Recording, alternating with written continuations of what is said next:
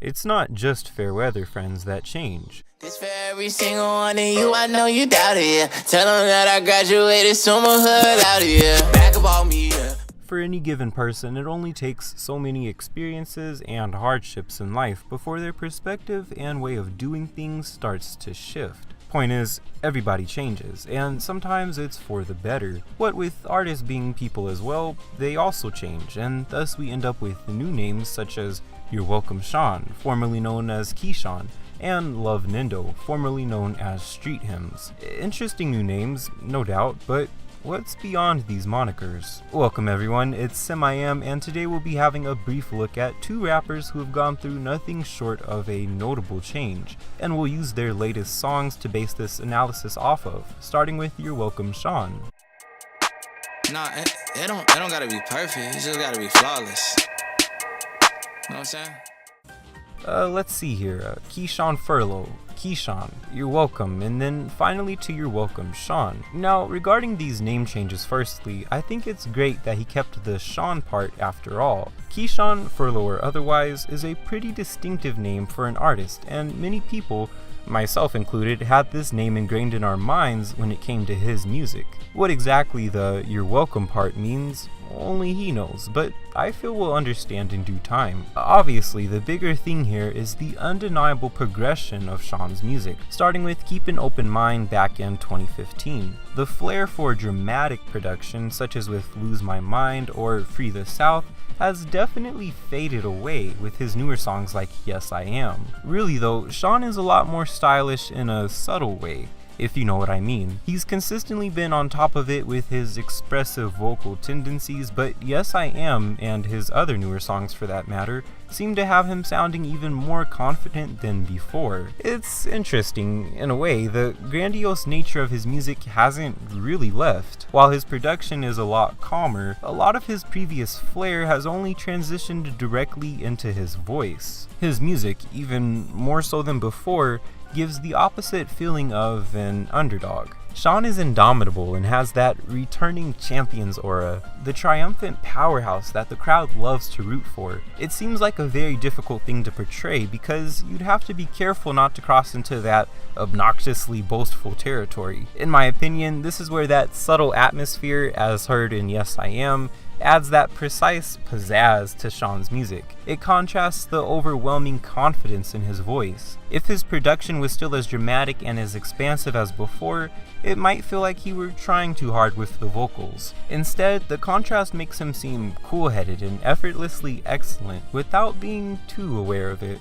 Honestly, Shon had already crafted such an interesting character within his older music, and with these newer songs he made subtle but important changes to this character by adjusting his production and voice. When you listen to his old stuff and then his newer back-to-back, the difference is clear, but perhaps difficult to pinpoint. I think it's these slight changes that made his sound seem new but blatantly related to his older style of artistry. In the future, if Yes I Am and his newest song, Sumahud Lare, are any indication, I think we'll see a continual progression and honing of this new understated but imposing Shon. I'm pretty sure, actually.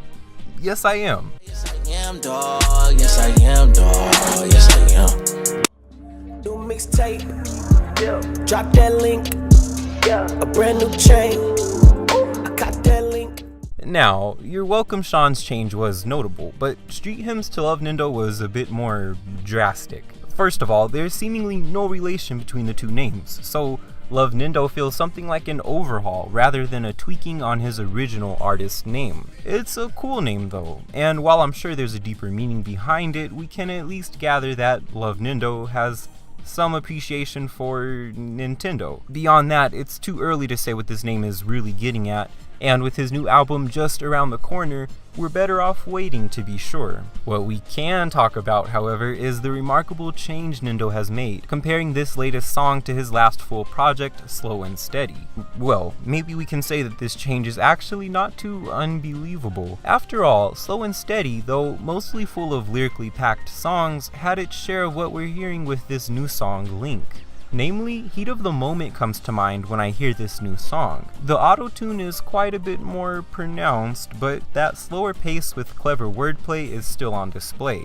For me, what really stands out with this song is how Nindo has shifted from his solid rapping capabilities to becoming much more vague and distant. I mean, not distant in the way that he's too far, but distant in the sense of his music feeling a bit dreamlike and surreal. Yeah, actually, the more I think about it, the more that description fits. Before, as street hymns, his music felt very grounded and down to earth. Now, as Nindo, it seems like he's leaning towards the eccentric side of things, as his music is even calmer before, but also far more abstract and ethereal. Of course, this is only one song, but we also saw this sound in Theo Blue, formerly known as New Origin's single, Whose Side, where Nindo more or less sounded the same as here in Link.